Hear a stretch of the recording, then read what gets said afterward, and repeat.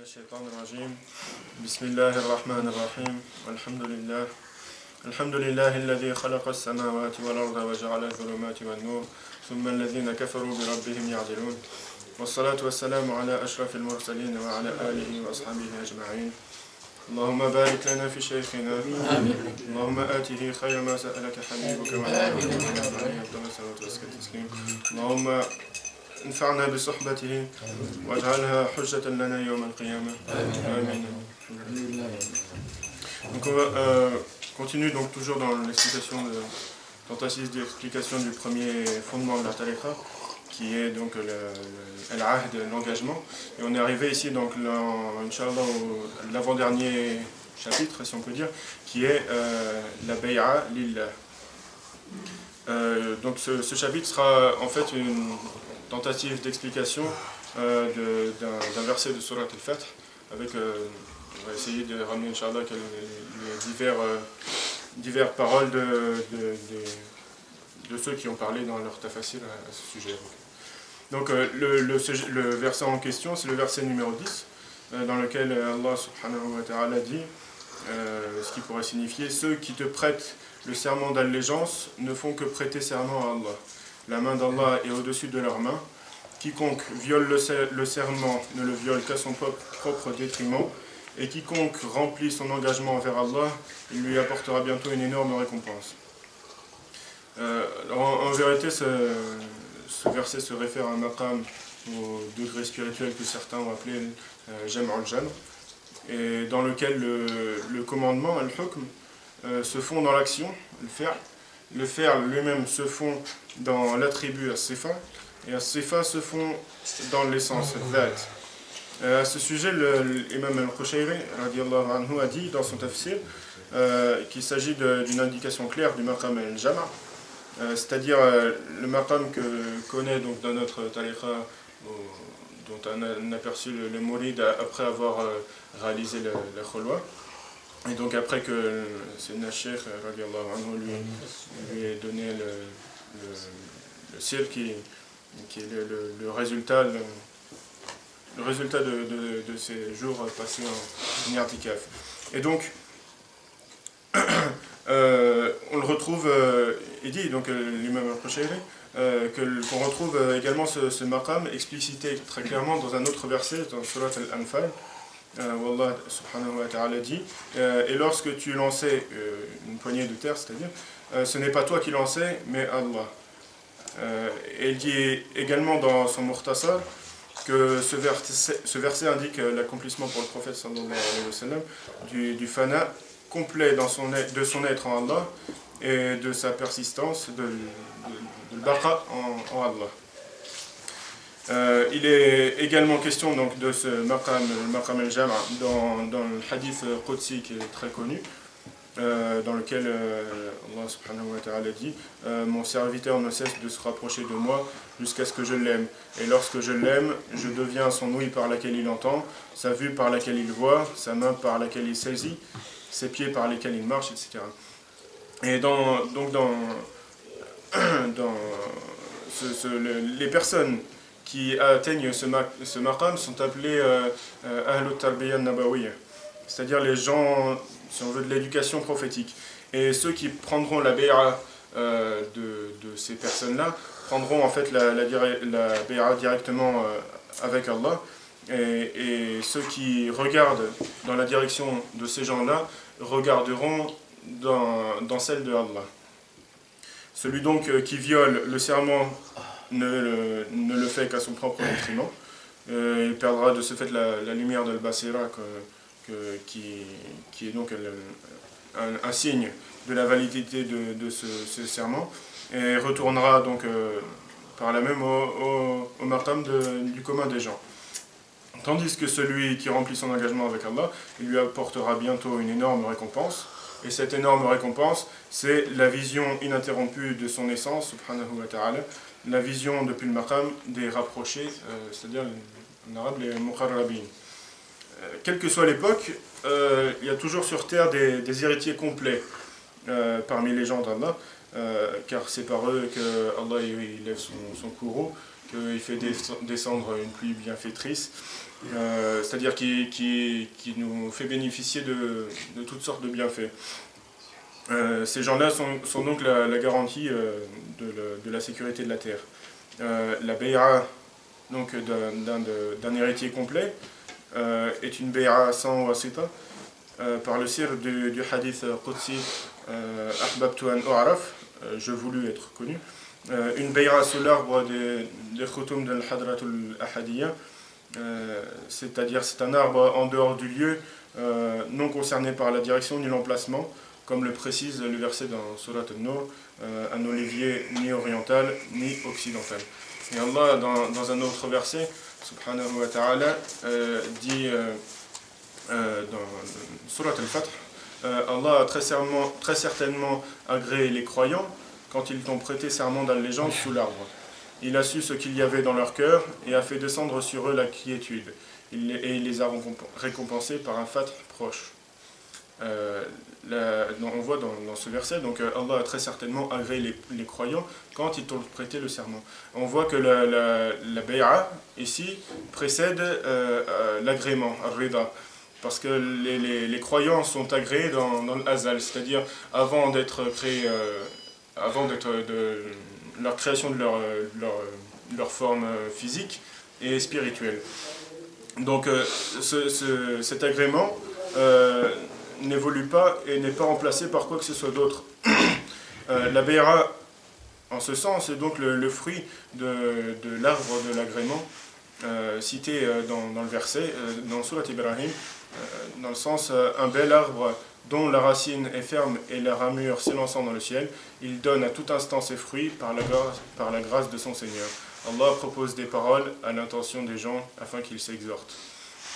L'aliment, le fruit de cet arbre, c'est la lumière qui accompagne le mourid sincère lors de sa bay'a.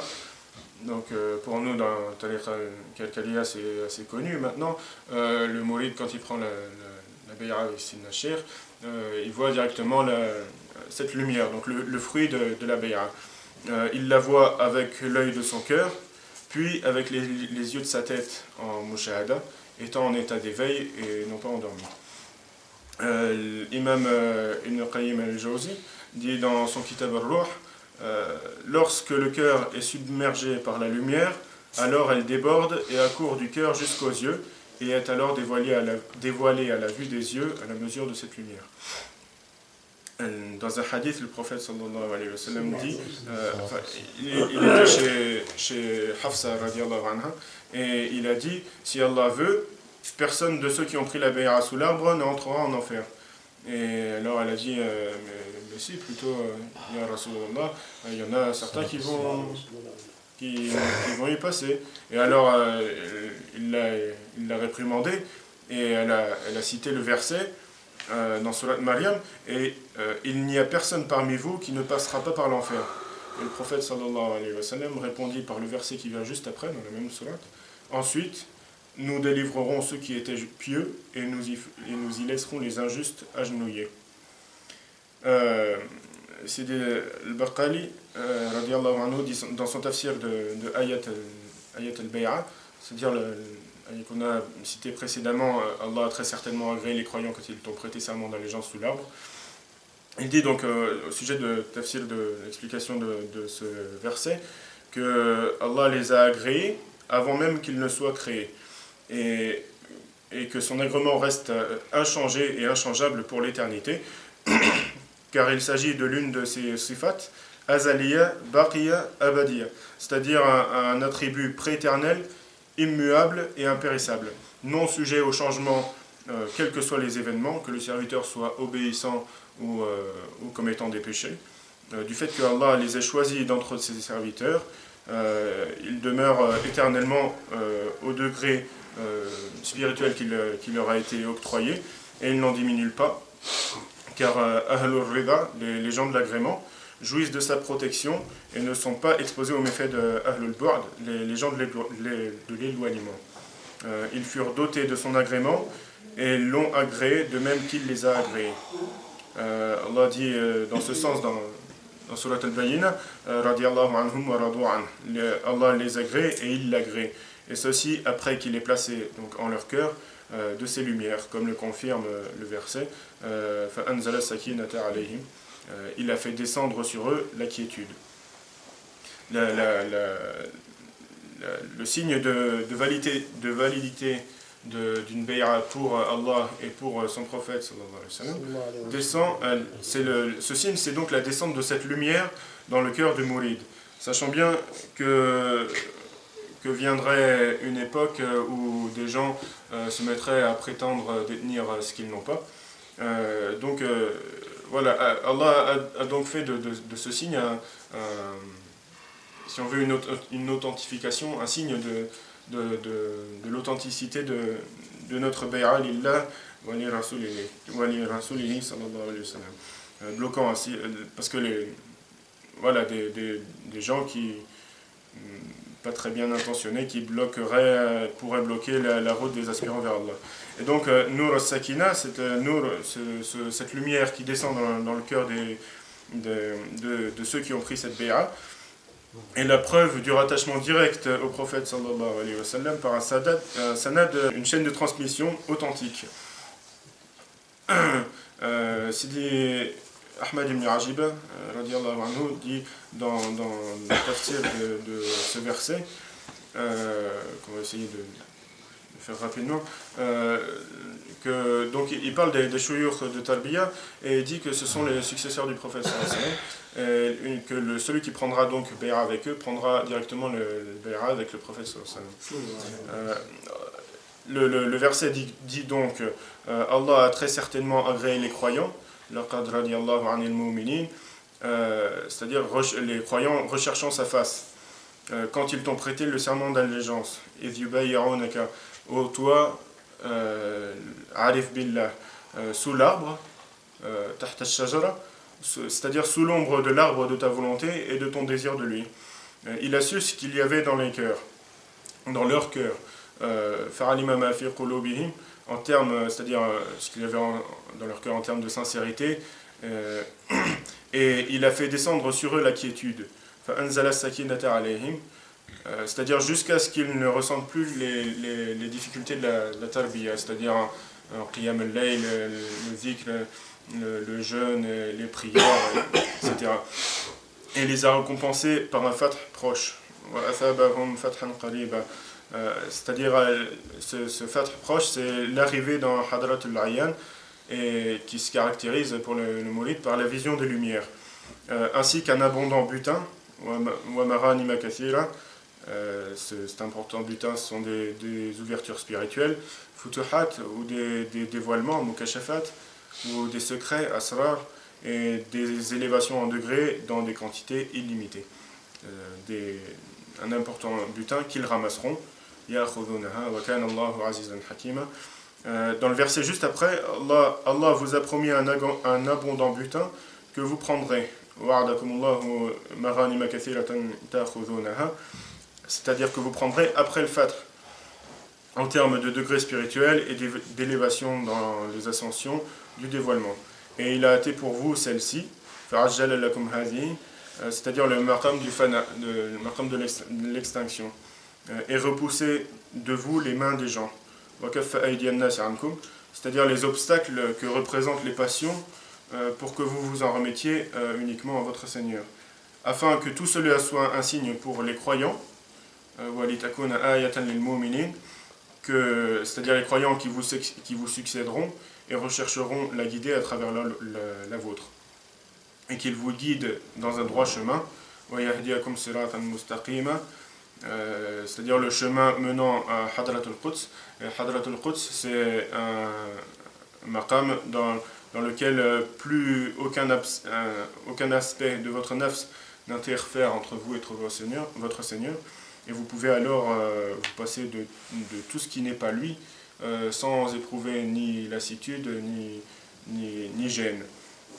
Et il termine en disant il vous promet un autre butin que vous ne seriez jamais capable de remporter.